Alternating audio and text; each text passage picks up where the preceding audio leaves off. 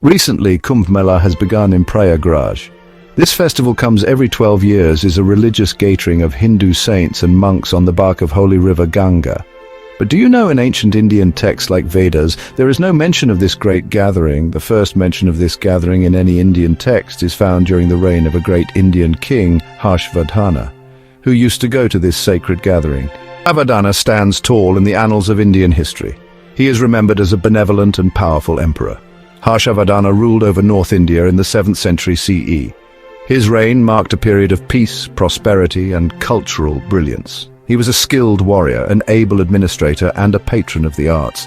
His reign is often seen as a golden age in India's classical period. Harshavardhana's story is not just about military victories. It is about a young prince who was interested in writing dramas and wrote one of the great Indian classical romantic comedy and political humor, which is still a cult in Indian literature. Harsha is also known as a ruler who cared for his people.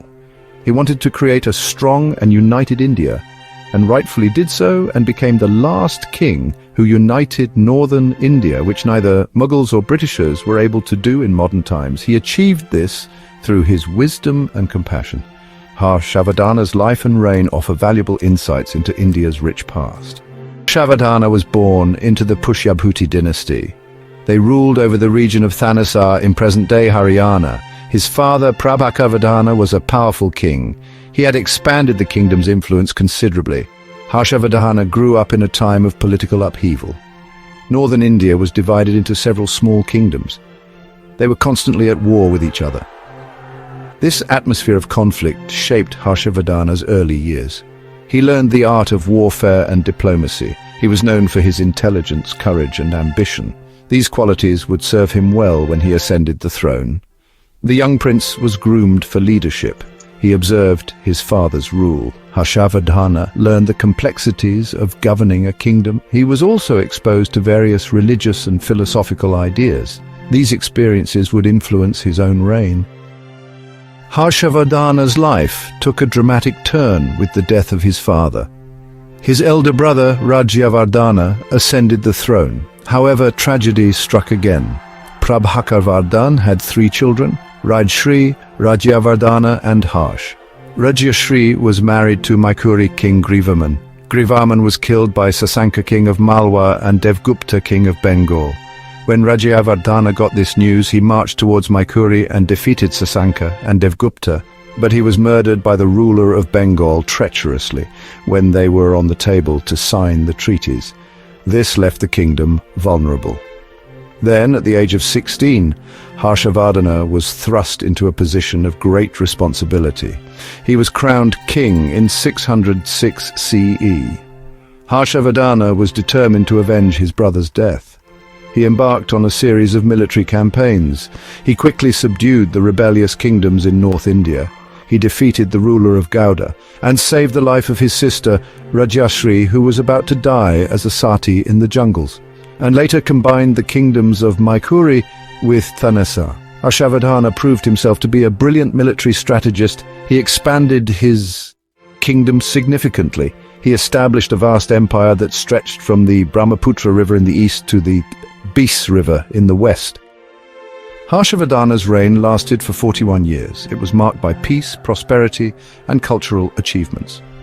He is remembered as a just and benevolent ruler. He implemented several reforms to improve the lives of his subjects. He invested heavily in infrastructure projects. He built roads, canals, and rest houses. He established hospitals and provided free medical care to the poor. Harshavardhana was a strong advocate of education. He established numerous schools and universities throughout his empire.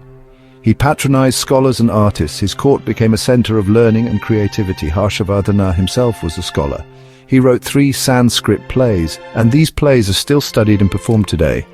They provide a glimpse into the cultural richness of his reign. Harshavardhana was a devout Buddhist. He played a significant role in promoting Buddhism throughout his empire. However, he was also tolerant of other religions. He patronized Hinduism and Jainism as well. His reign witnessed a flourishing of religious and philosophical thought. Harshavardhana's religious tolerance and his patronage of the arts had a profound impact on Indian culture. He organized grand religious assemblies. These attracted scholars and pilgrims from far and wide. His court became a melting pot of ideas. This fostered a vibrant intellectual atmosphere. One of the most notable aspects of Harshavardhana's reign was his interaction with the Chinese Buddhist pilgrim, Xuanzang. Xuanzang traveled to India in search of Buddhist scriptures. He spent several years at Harshavardhana's court. He was deeply impressed by the emperor's knowledge of Buddhism and his patronage of the religion.